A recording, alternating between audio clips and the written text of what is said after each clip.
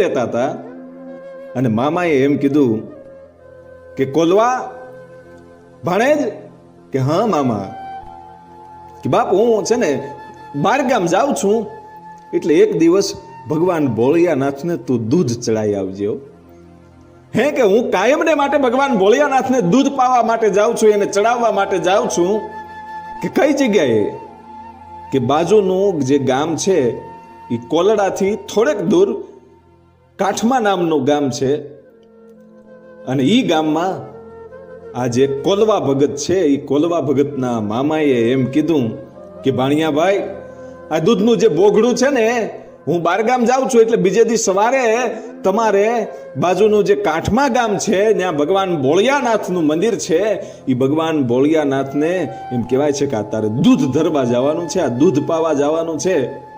કે કાંઈ વાંધો નહીં મામા, હું જઈશ.